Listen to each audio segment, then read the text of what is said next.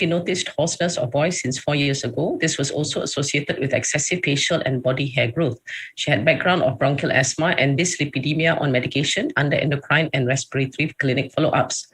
Unfortunately, she defaulted endocrine follow-up since 2018. Assessment revealed a virilized obese girl with underdeveloped breasts and signs of insulin resistance. In this CPC, we will elaborate on the approach taken by our multidisciplinary team to come up with a diagnosis. So this was a big challenge for all of us. It is my pleasure to introduce our first speaker, my registrar, Dr. Dalila Brohan, who will give us an overview of the case summary. Please proceed, Dr. Dalila. Thank you. Thank you, Prof. Abby, for a very kind introduction. Let me share my slides first.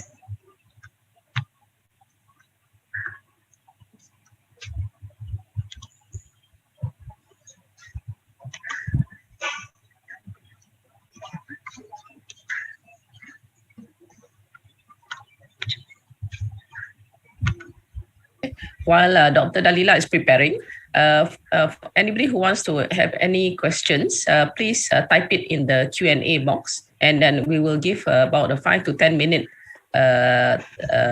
time at the end of all the speakers' presentations to answer any questions. Thank you.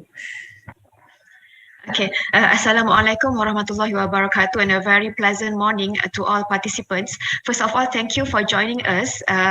Today I'm going to present to you a very interesting case regarding a girl, a virilized teenage girl who had never bled.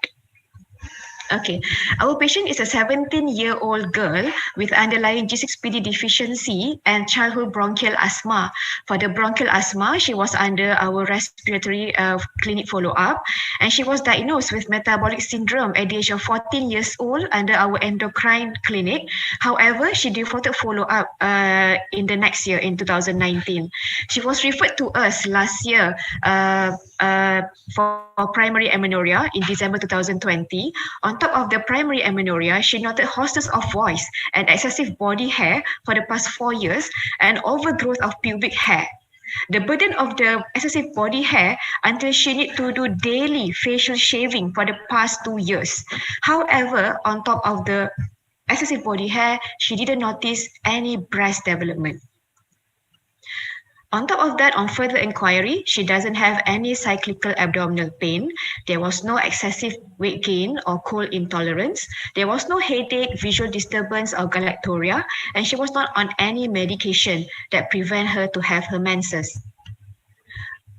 On other side of history, regarding her medical history, as I highlighted before, she had bronchial asthma, which is well controlled on MDI under our respi clinic. She is also a G6PD deficient. Regarding her birth history, she was born term at 38 weeks with birth weight of 2.7 kg. The neonatal period was uneventful. Her developmental was appropriate to her age. And regarding her family history, her father is having diabetes mellitus and hypertension, while the mother is healthy. She is the eldest among 4 siblings. Her younger sister has attained menarche at the age of 12 years old, and her mother also attained her menarche at the age of 12 to 13 years old. On physical examination, this girl stood at a height of 160 centimeter with a weight of 98 kg, making her BMI 38, which is obese. She was not pale. She was normotensive with a blood pressure of 121/76. The urine test was normal. There was no syndromic facies. There was no anosmia. There was no thyroid swelling. We also noted a male pattern baldness. As you can see on the slides, there was also acanthosis nigricans. As I said before, she was diagnosed with metabolic syndrome. And on top of that, yes, she has excessive hair, which is equal to hirsutism. When we do the Tanner staging for this girl, we noted that the breast was underdeveloped, in which her breast correspond to Tanner stage 2. Usually, by the age of 17, usually the breast will be at least Tanner stage 4. However, regarding her pubic hair, it was excessive growth, in which is already at Tanner stage 5. Per abdomen, it was soft, non-tender. It was thick abdominal wall, so we can only appreciate a vague mass palpable over at the right iliac fossa. There was no inguinal hernia seen. When we examined the perineum, we noted there is clitoromegaly with urethra seen, and there is also vaginal opening. Regarding the hirsutism, as I said just now, when we do modified Ferryman-Galway score, we noted that this girl, the degree of hirsutism is moderate with a score of 24. Hence, we proceed with several investigations as I listed on the slides. The full blood count was normal with a hemoglobin of 16, which is slightly high for a girl. The platelet count was normal with a total weight of 8. The renal profile was normal with creatinine of 65, urea 3.2, and the electrolytes was normal. The liver function test, other parameters were normal except for the ALT. This is due to she did take some medications to grow her hair. Due to the baldness. That's why initially we noted there was derange in ALT. However, after we stopped the medication, there was improvement in her ALT.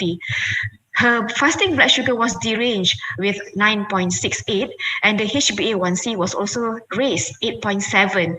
There was also element of dyslipidemia, in which, as you can see at the fasting lipid profile, the cholesterol was on the high side, which is 6.09, with total triglyceride of 3.74, and HDL raised 1.12.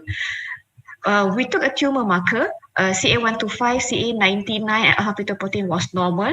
This is due to, we saw a cyst when we do a scan, in which I will show you on the next slide. Regarding specific investigation for the primary amenorrhea, we noted that the FSH-LH was normal, means it's equal 1:1, and the estradiol was also normal. Her prolactin was also normal, it was not high. The thyroid function test was also normal. We proceed with the serum testosterone and also 17-OHP in view of her hirsutism and virilization. We noted that it was raised with the testosterone 8.07 and 17-OH with 8.34 nanogram per milliliter, which is correspond to 25 nanomole per liter.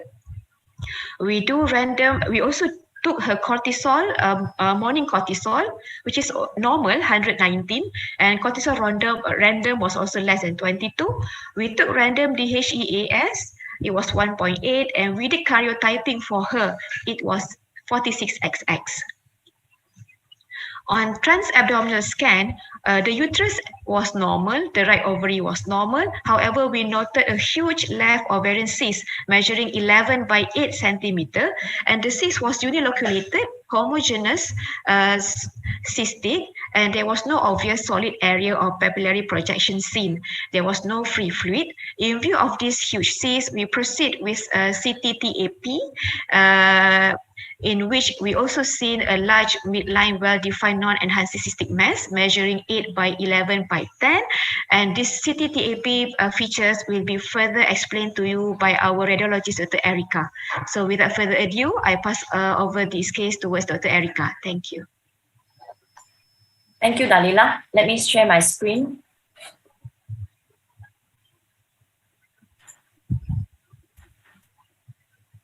Okay, good morning to all. I'll be presenting on the radiological part of this patient. Yeah, so we have one contrast enhanced CT abdomen done for her. This image shows the upper abdomen in axial view. And these yellow arrows here point towards the very thin structures that represent the normal adrenal glands. So this is the left adrenal gland. This is the right adrenal gland. Both of them are normal with no focal masses seen. So there is no adrenal tumor. This next slide shows the pelvis region. So you can see here we have a hypodense lesion in the midline pelvis, with the density of this lesion ranging in the range of 0 to 10 Hounsfield units. So it's the density measurement that we have in CT scan. And this means that the fluid within it is almost like water. Okay, so this is a cyst. And we saw the right ovary just right behind this cystic lesion. Okay, and this ovary actually shows a big sign. So as you can see, that it is very sharp over here. So it means that it arises from the right ovary. Okay, and the left ovary is seen just next to it on the left side. Okay. This is sagittal view showing the same lesion. So this is the pelvic cystic lesion with the right ovary posterior to it, again demonstrating the big sign. And this is the uterus just below. And this uterus is actually small and is pre-pubertal in configuration.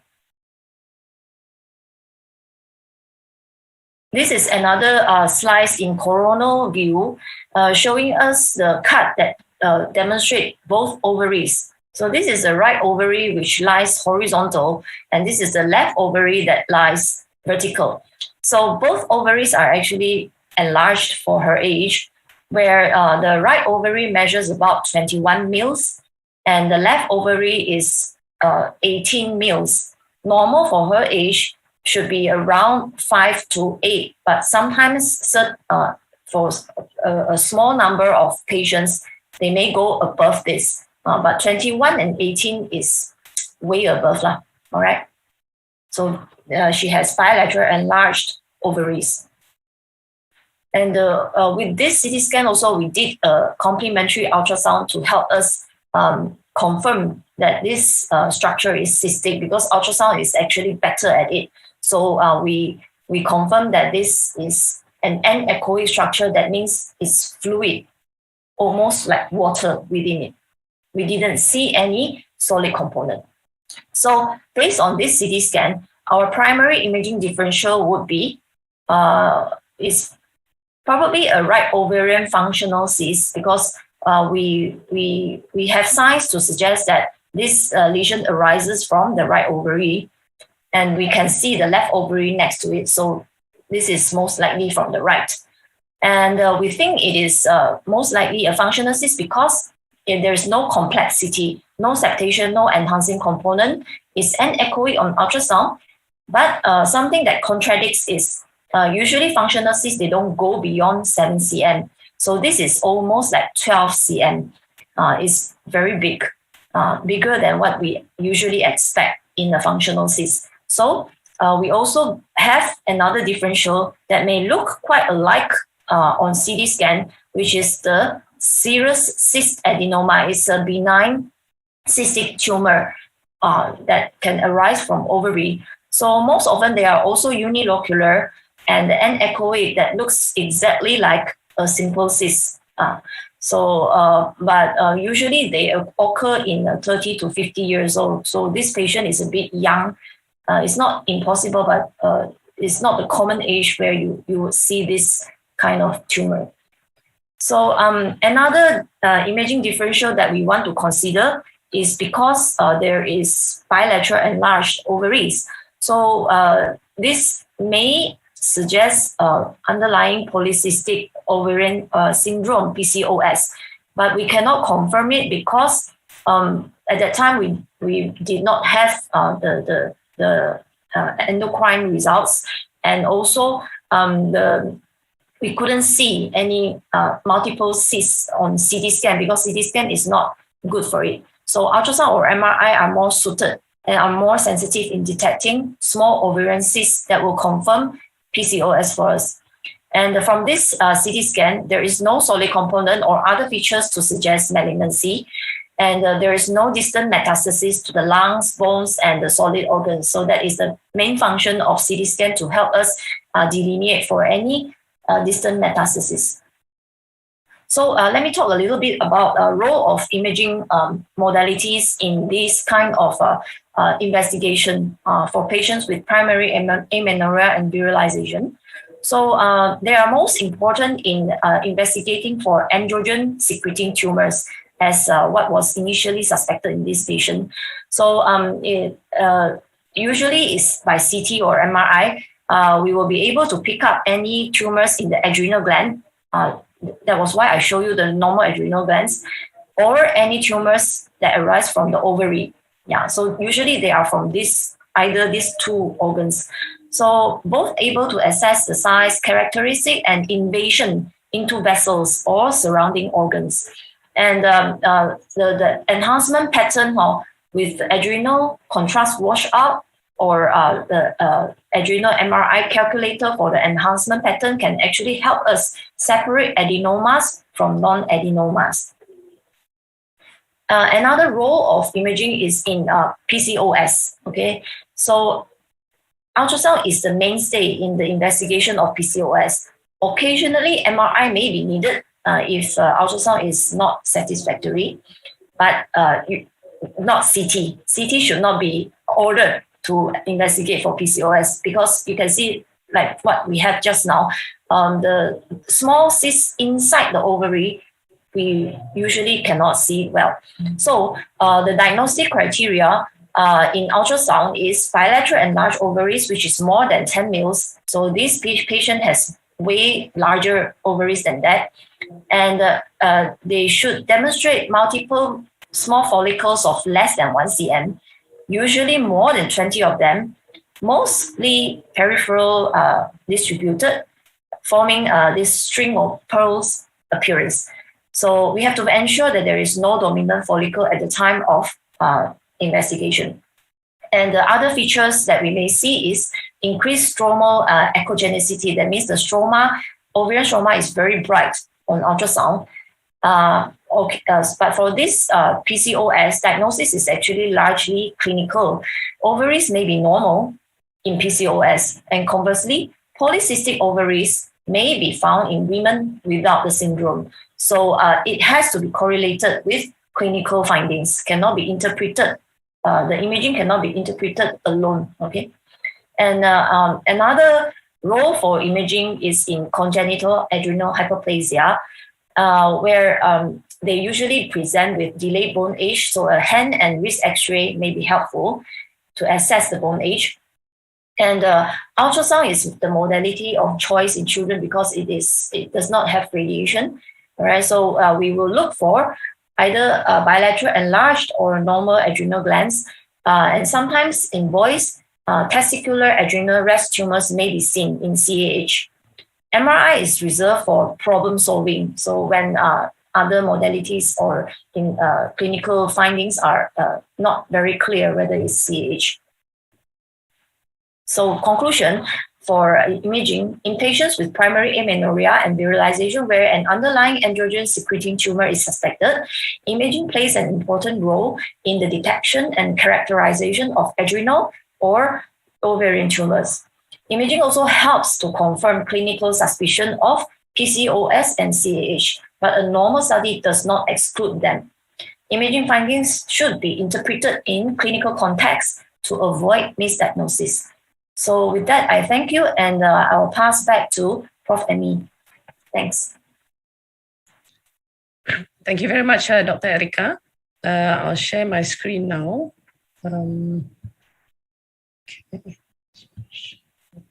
Okay. So this is getting to be a more and more interesting case. So these are our differential diagnoses at the moment.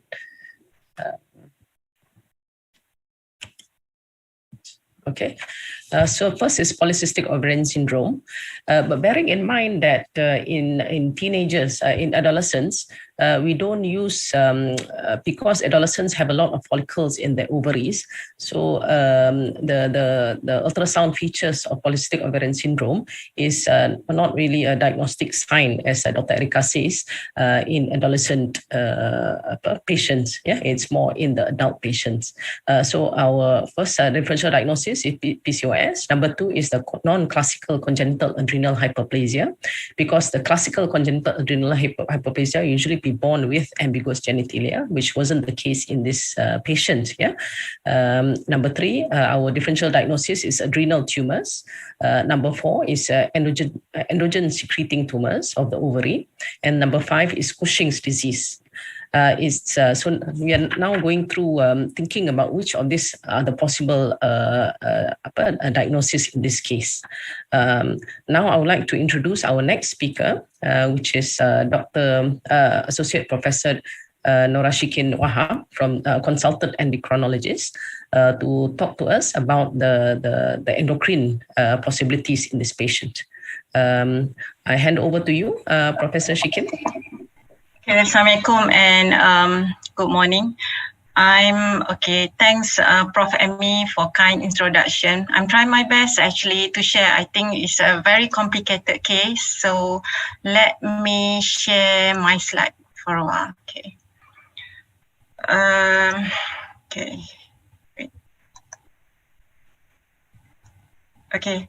So started with based on the history what was given by Dr. Dalila, which is this patient definitely have a so there is a two organ in our body which is can produce a very high which is testosterone, whether that is ovaries or it could be the adrenal. So as a Prof. Emmy consider, which is a differential diagnosis just now, I just add in a few, which is ovarian tumor, example Leydig cell tumor, or it could be possible we relate with insulin resistant because of this patient having heavy which is weight is very obese basically. So I go to this, which is for congenital adrenal hyperplasia. I think this is more prominent compared to other things, which is, I'm so sorry, other than that, which is Prof. Emmy mentioned about the Cushing disease, which is more to be brought actually Cushing syndrome. And then here actually I'm putting there as adrenal staph CA, which is a functioning. But based on the finding, based on the ultrasound, all those things, most likely think about the congenital adrenal hyperplasia. So I go through with a congenital hyperplasia as well as maybe talk a little bit about insulin resistant. So this is based on the Malaysian department statistic. It shows that in 2018, it's quite high actually, our population having congenital adrenal hyperplasia, nearly 70%, and then mainly actually is Malay. And bear in mind that the congenital adrenal hyperplasia, actually you can divide into classic, which is, we call it salt wasting, as a non-classical. The classical, which is, they can detect earlier, which is, when the patient born neonatal, they can have ambiguous, which is a genitalia, as well as they can have what we call virilization basically. And this one actually usually they will detect earlier and then we started with the treatment. The non-classical, which is a possible, we think about this patient, but later on maybe we can discuss further about whether which one actually more suit to our patient. And the three virilization actually form of CAH here, which is 21 hydroxylase deficiency, 11 hydroxylase deficiency, as well as 3 beta hydroxysteroid dehydrogenase deficiency. I gather that you might be all over the place, actually do not know where actually here. So I just share here, which is, this is where actually the pathway, actually, this is from the adrenal side. You have a mirocorticoid, you have glucocorticoid, you have a sex hormones here. So here actually when you're talking about 21 hydroxylase, you have 11 beta hydroxylase as well as 3 beta hydroxysteroid dehydrogenase deficiency. And then CAH actually commonly because of this enzyme defect. So when you have this enzyme defect, that's the reason why you have very high 17 OHP, we call it 17 progesterone. So can you imagine when you cut here, basically for the undergrad, actually, you cut here, definitely you have a problem with the cortisol, as well as you also having problem, it go directly to the what we call the sex hormone. You also having problem with aldosterone. That's the reason why in classical, why you call it salt wasting, because you lost the salt actually in the urine basically. And here actually when you have a low aldosterone, what happen, you will have a high the potassium as a low the sodium. Of course you also can have it other than that actually metabolic acidosis. So how you diagnose basically for the congenital adrenal hyperplasia? Basically is you of course you need to have a 17 OHP, which is I mentioned earlier, and then you need to follow with using synthetic ACTH. We call it what we call synethentec, but this one is not for the looking adrenal insufficiency, because that one you only measure the cortisol. But here you need to add in the cortisol as well as 17 OHP, which is you measure it based on 0, 30 as well as 60, because you would like to see in terms of the increment of the 17 OHP. When you give it ACTH here, so it will stimulate basically to produce the cortisol. But when you have cut here, so your 17 OHP will be increasing. So that's reason why when you have after that, which is more than 1,000 actually nanogram per deciliter, so you can diagnose your patient basically non-classical CAH. But bear in mind that sometimes actually non-classical CAH, you also may have, if you have a random 17 OHP, sometimes you might get it normal. So what you need to do actually, you need to send it 17 OHP, actually it's the morning, it could be before roughly 8 o'clock. Reason behind that, if you remember the pathway, because this is part of the cortisol, when actually your cortisol, which is higher, when actually is early morning. That's the reason why the timing also is a very important. But looking at this patient, actually, if you remember that the cortisol, the first one, which is 119, is something like, which is, you might say that, which is a borderline, whether it's not really high, it's not really low. But when you are looking at the second one, which is less than, I can't remember, less than 20 nanomole per liter, which is a very low. So this one also, I think actually is suddenly, is it this patient having classical, which is undiagnosed? But bear in mind that classical, what we call CAH, a lot of patients, they have risk to get a dysonium crisis. Remember, because they don't have a cortisol, if you're not putting the patient on steroid, so this is what happened to them. But not actually is a non-classical. So basically, if this is a classical, you might amaze actually how this patient actually still can survive until today, basically. So it's a little bit, I mean that little bit difficult to answer all those things. But definitely to confirm the diagnosis, you should proceed with synethentec. We plan to do for this patient, but because of this patient just went for operation, and then with the COVID situation, all those things, we plan to do it later on. But definitely this patient during operation, or if this patient in stress condition, we need to cover with a steroid. Okay, in terms of the treatment, actually is for the CAH, congenital adrenal hyperplasia. If you remember, the pathway actually is the cortisol, the problem. You would like to survive, you would like to maintain your blood pressure, your sugar, everything. Definitely you require, which is a steroid. Here actually, we would like to have it something like a long action of the steroid, which is, it could be once a day rather than twice or 3 times a day. The reason behind that, when you give it more frequent steroid, you research it, which is in terms of the cortisol, and this also actually is not good. Actually, for the long term, the patient might end up with what we call Cushing, osteoporosis, all those things. We would like to try to avoid it. And other than that, of course, for the non-classical, because there is not too bad, they still have a steroid, so cortisol. So what happened, we only give it during the stress condition. Example, when the patient is not feeling well, the patient in stress, went for operation, all those things, then we need to add in, which is a hydrocort, or it could be prednisolone, to cover during this stage actually. But for the classical actually CAH, definitely you require to give a steroid, as well as some of the patient they might require is salt actually to this patient.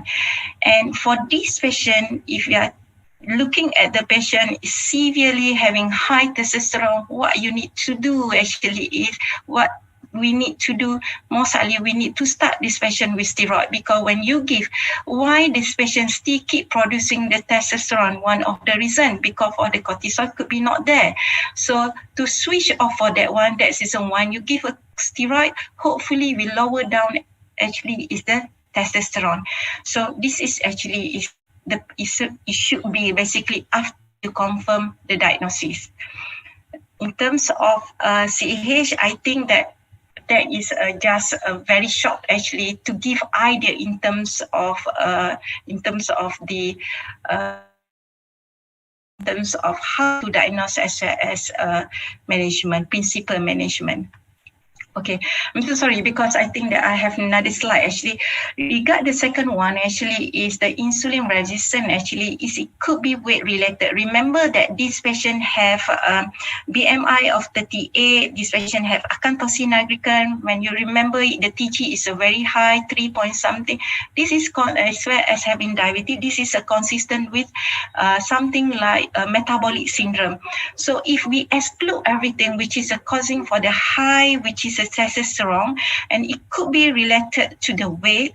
So what we need to do actually is reducing the weight, so it should be improved with a testosterone.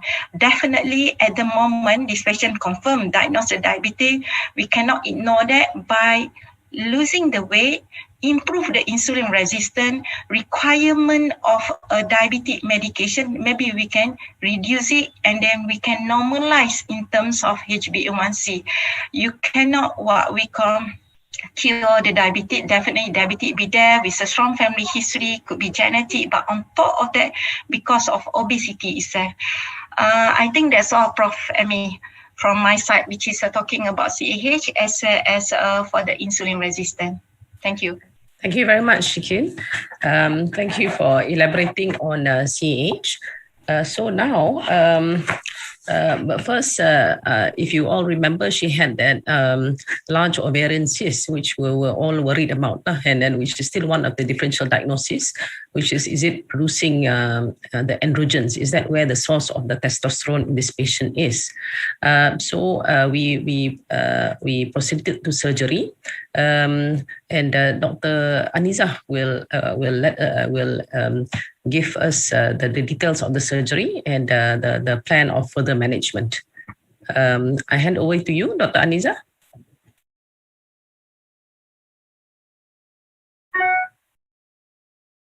Assalamualaikum warahmatullahi wabarakatuh and good morning. Thank you, Prof. Ani Emilia as a chairperson.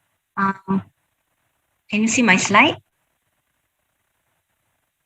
Yes, can see. Okay. So I'll be the last speaker for this CPC of ONG titled Virilized Teenage Girl Who Had Never Bled, Working It All Out. So just to recap what we have on our hands, we have these patients who present with pyruvate amenorrhea for the benefit of the medical student. This is about 0.1 to 0.3 of incidence overall. In this girl, she did not have any menstruation, without any characteristic of a secondary sexual characteristic. So that falls in for the diagnosis of primary amenorrhea as early as age 14. If you have a girl with absence menstruation with presence of secondary sexual characteristic, then we take the cutoff point of age 16. So in this girl, we need to think of all these battery of causes, but to fit her profile, the most pressing need is to actually exclude this part of the causal factor. So it wasn't as simple as that. She is also virilized. Okay, virilized is actually kinds of masculinization as a manifestation of hyperandrogenism. We have a battery of symptomatology that you may find in the girl who is virilized, ranging from increased facial hair or hirsutism, increased deepening of the voice, which she also has this. And extreme cases, you may see clitoromegaly and even masculinization of the body. So in this particular girl, she has all those described. She started off with a hoarseness of voice, and then ending up with hirsutism, facial hair requiring shaving every day, and she also has frontal balding, and this is a clitoromegaly. Okay? So it wasn't as simple as primary amenorrhea and virilization. So with this overlap of symptoms and condition, we need to think of this differential diagnosis such as what was actually shown by Prof. Annie Amelia. However, in our patient, she also was found to have an ovarian tumor. Okay. Remember, she's also diabetic. With this picture, it's overlapping. I need to figure out whether she's having this particular condition, which has all three. So with the presence of a huge ovarian tumor, of all these differentials, I need to first exclude the possibility of an androgen secreting tumor. We actually counseled her and arranged for surgery earlier with the confines of pandemic and whatnot, and she developed some URTI. She was actually postponed to, which only managed to actually operated on her recently. So why androgen secreting tumor needs to be excluded? Because this is the differential to be considered in female patients presenting with virilization, as evidenced by raised testosterone, DHEA, and sex hormone binding globulin levels. Published data were, however, limited to case reports. It can either be benign or malignant entity, but typically it's on a solid tumor, and this is a sample of a solid tumor on HPA specimen. This is unlike what was found in our patient. Clinically, radiologically is suggestive of a cystic tumor, and however, with the tumor there, we need to go in. As the mainstay of the treatment is surgery to establish diagnosis. In benign cases, we expect normalization of the virilization, and malignant patients would need adjuvant chemotherapy depending on the histology. So what did we find in our patient? We found there was no ascites, her uterus was underdeveloped. There was bilateral paratubal cyst, larger on the right, about 10 by 8, appears benign, thin wall, and the left paratubal cyst was a bit smaller, 2 by 2. We managed to conserve both ovaries. Ovaries appears polycystic bilaterally, and otherwise the fallopian tubes were otherwise normal. This is the picture of the intraoperative specimen. This is the fallopian tube and the polycystic ovary on the affected side, the right side. And this is the tumor when we remove it. This is actually how it was attached to the tumor. So paratubal cyst, reported cases, published data were only limited to case reports. With a known incidence overall about 10%, localized incidence in Italy about 7.3% among the adolescents. Most of them are benign, only 2 cases were borderline tumors, of which these 2 were involving adolescents, while others were older women. None of it were reported to be associated with any virilizing symptoms. However, in our case, we really need to await for the HPE report. How tempted I am to exclude androgen secreting tumor when the evidence and the clinical symptoms and the biochemical profile are not showing towards it. We need to wait for the formal HPE report. Paratubal cyst in its own would not manifest symptoms of virilization like what. So what are we actually dealing with? We are not actually exhausting the workup for establishing the endocrine cause. I need to work it hand in hand with Prof. Anora Shikin's team for this. And are we dealing with PCOS, which is actually the glaring entity that we are all thinking of and what she was thought to have initially? Is this a simple polycystic ovarian syndrome in adolescent? Unfortunately, to tie up this diagnosis in adolescent is a bit tricky, as the normal morphology of an ovary in adolescent and the normal puberty changes overlaps with the criteria for diagnosing PCOS in adolescent. There's a lot of criteria to diagnosis over time, with the latest specification of Rotterdam 2003 and Androgen Assess in 2009. However, all these criteria are defining adult diagnostic criteria. None of them addresses the dilemma of diagnosing PCOS in adolescent. The exclusion, however, all 3 needs to exclude other conditions that mimic PCOS. So out of this, the Rotterdam criteria needs to have at least 2 out of the 3 criteria for you to tie up the diagnosis. So as this is not practical in adolescents, some authors such as Carmina and colleague suggest that in adolescents, we need to have all 3 instead of 2 to make the diagnosis of PCOS. Although this is proposed, however, practice worldwide is varying. Some accept it, some still not. So the only exclusion of other conditions is the only adult PCOS criteria that consensusly can be applied to our adolescent PCOS. So In 2018, there was an international evidence-based guideline to address this matter of difficulty in diagnosing PCOS in adolescents, coming out with specific recommendations, among which hyperandrogenism should be confirmed by validated assay. Pelvic ultrasound is not recommended for use, and we need to emphasize on exclusion of other disorders that mimic PCOS. So in line with this, the guideline also did not brush off those who does not fit the criteria as being normal. Instead, they put an at-risk label. So these girls need to be followed up over time because they might develop all the other metabolic syndrome, which in our case is already evident. She has insulin resistance and being diabetic, and she has signs of acanthosis nigricans. So while working out for this case, we stumbled upon this extreme variant of polycystic ovarian syndrome called hair-on syndrome. It's an acronym for an unusual multi-system disorder of which the patient would typically consist of hyperandrogenism, insulin resistant, and acanthosis nigricans. Precipitating abnormality would be a presentation with insulin resistance with secondary increase in insulin levels and overproduction of androgens in the ovaries. The girls would usually come to you with insulin resistance and marked hyperandrogenism.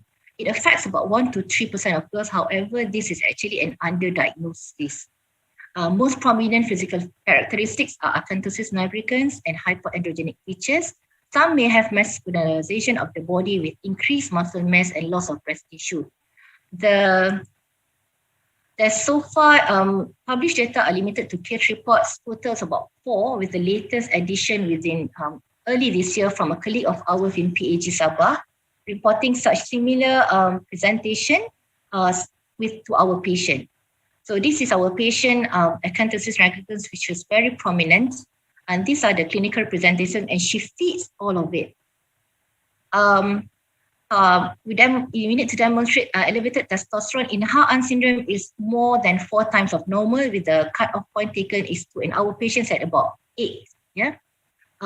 Treatment outline basically similar to PCOS, weight loss and lifestyle modification with a bit more help for the hair loss therapy and addressing the insulin resistance as well.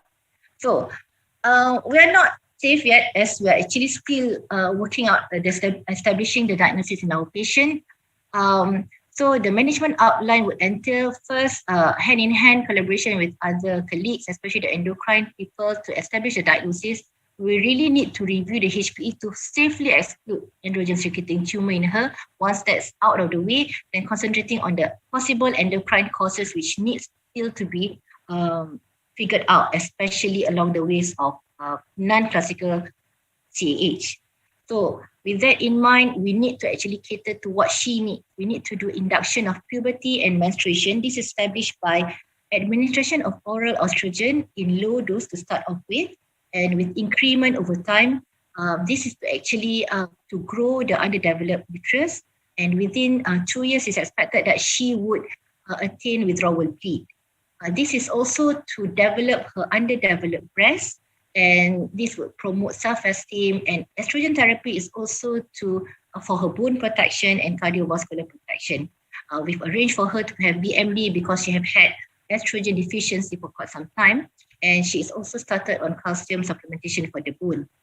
If she was found to be actually having non-classical CAH, it will be managed primarily by our endocrine colleagues, and like Prof. Nora Shikin beautifully elaborated, it's not easy to come up to this diagnosis. We have still a battery of investigation to do, but basically she does well, only needs some support in stress management, a stress situation. And on top of that, she needs to be helped with addressing the virilization and body image issues. Most of the time, PCOS classical would not have marked virilization as what our patient has. We have actually advised her to totally stop shaving because this doesn't work wonders. Actually, it promotes overgrowth of more coarser hair, and it is not cosmetically acceptable. So she has other alternatives such as threading, waxing, plucking off the hair, and she can actually resort to cosmetic electrophoresis hair removal or application of topical creams for hair removal. Pharmacological therapies such as cyproterone acetate, as well as COCs containing anti-androgen component has actually proven some success, and we are planning to consider that in her treatment. She needs to be motivated and be involved in reducing her weight, such as what was elaborated by Prof. Shikin. Reduction of weight would be anticipated to reduce the peripheral conversion to androgens and help with the insulin resistance and diabetic control. And if she can attain her normal BMI, she may even can resume menses spontaneously. Okay, it goes without saying that we need to optimize the concurrent medical condition, endocrine diseases, diabetes, dyslipidemia, and she needs to be followed up for the metabolic syndrome closely. The girls need to be given ongoing psychological and psychosocial support. So far, she had some bullying and body shaming in earlier of the lifetime. However, she did well, performing well in academics and have a circle of trusted friends. So I hope that she continues to cope well. However, we need to assess the psychological need because PCOS patients associated doesn't, there's a lot of case reports of developing major depressive disorder and even self-harming behavior because of low self-esteem. So our work is not done yet. I practically wish that we actually had tied the diagnosis in time for presentation, but with the confines of pandemic and the complicatedness of the disease, of the diagnosis, we are still tying it all up. This requires a multidisciplinary approach, and I hope to be able to share the diagnosis later with all of you. So to take home messages, this case underscores the need for prompt evaluation and treatment of the history patient to assure a good prognosis. So the next time you encounter a girl who doesn't look like a girl, a bit more virilized, do reflect to this case and refer early to PAG and endocrine for diagnosis purposes. So I hand over the screen to my chairperson, Prof. Ani Amelia. Thank you. Thank you very much, Ija. We will address some of the questions put on the Q&A. To finish off. So the first question, I think is maybe not a question, it's just a statement by Prof. Azmi. She is diabetic. She has taken exogenous steroid as evidenced by the suppressed random cortisol. So how would we answer this, Prof. Shikin and Dr. Aniza?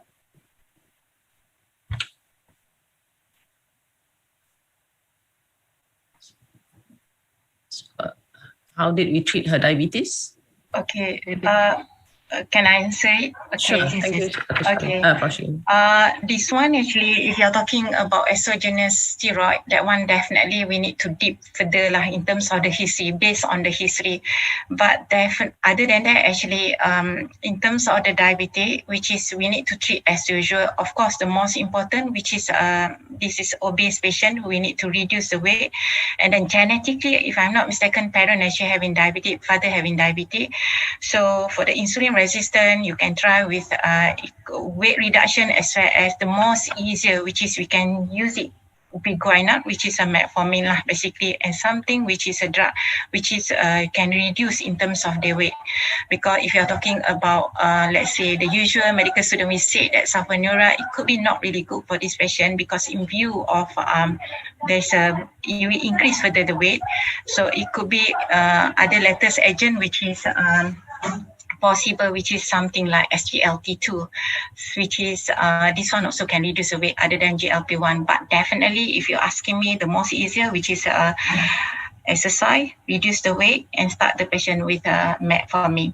But for the steroid, need to ask the patient further question about underlying taking exogenous. It could be some of the traditional medication herbs, because a lot of our patients actually they are taking herbs actually from outside, so we do not know in terms of the content, and then we need to see in terms of the ingredient actually whatever is the patient. Even supplement also sometimes still having they buy it from pharmacy, they still have a content of the syrup, so that's what we need to check it.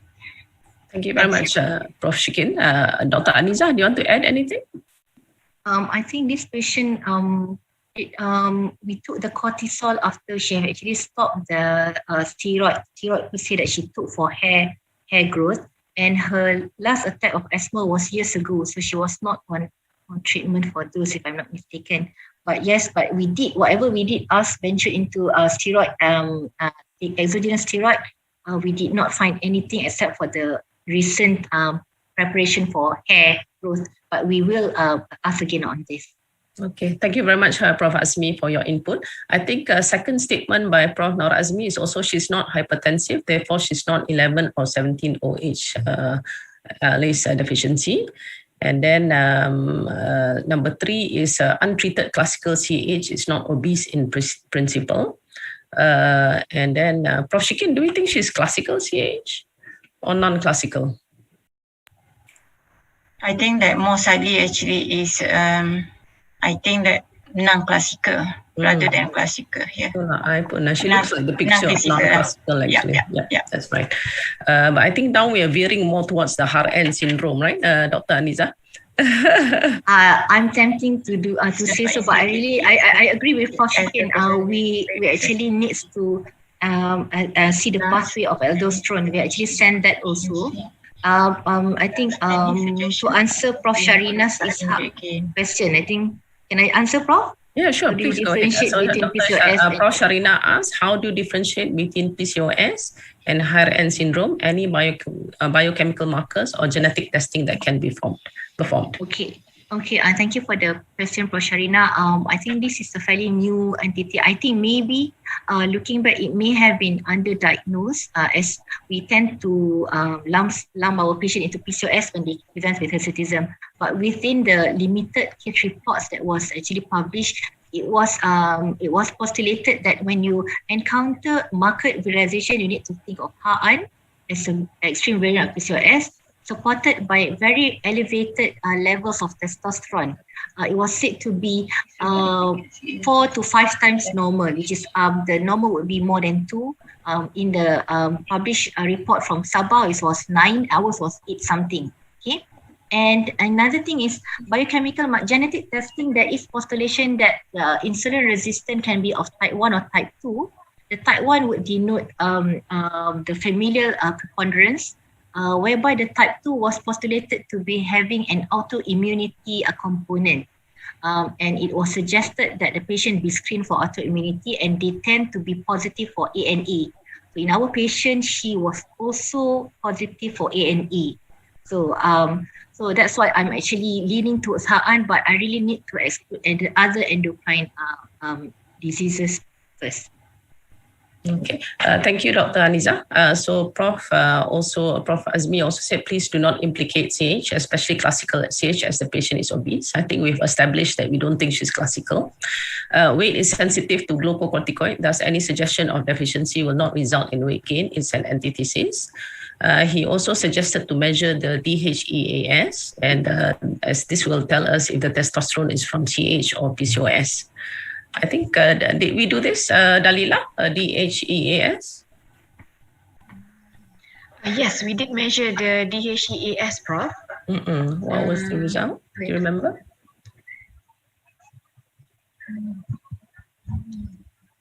The result was 1.8. That was within normal levels, isn't it? It was within normal level. Okay. So I think so. Okay, Dr. Prof. Azmi, as you know, he's extremely experienced, and he's Sifu to Prof. Shikin also. So he's helping us with the suggestion that it could be type 2 insulin resistance associated with morbid obesity. Thank you very much, Prof. Azmi. Anybody else have any other questions? Okay. Otherwise, so what happened in this case, I think Dr. Aniza did mention we actually planned to operate on her 2-3 weeks ago, but she was already admitted. We already prepped her for surgery, but unfortunately she developed a URTI. So she was cancelled at the last minute. So we had to give her antibiotics, and then so the operation was only done a couple of days ago. That's why we didn't have the HPE results. Yeah, otherwise we would have at least preliminary HPE results. Otherwise, since there are no more questions or statements, and it's already 8:55 a.m. I think I will close. I think we should be able to close, kan? The CPC. Any last minute thing you want to say, Dr. Aniza, or Dr. Koshikin, or Dr. Erika? No, if I could, Prof, I would like to thank the whole team for helping out and still helping us out to figure out what's going on. And for the benefit of the medical student, I think I prepared a Kahoot for you to attempt. And yes, that's right. So there was some prizes to be won. Okay. So I think the panelists cannot take part in the Kahoot, please. Only the medical students. Okay. Otherwise, thank you very much. Thank you everyone for joining us for the CPC on this extremely interesting case and the discussion that ensued. Very helpful to all of us. I think we will end the session with a Kahoot for the medical students. Thank you, Encik Bukhari, for he will be putting up the Kahoot for all of us. Thank you. Assalamualaikum and good morning and have a lovely day and stay safe. Jangan lupa semua untuk scan CPD point sekejap lagi Ya, okay. Panelist sekali dah after Kahoot lah. Okay, terima kasih Encik Bukhari. Okay.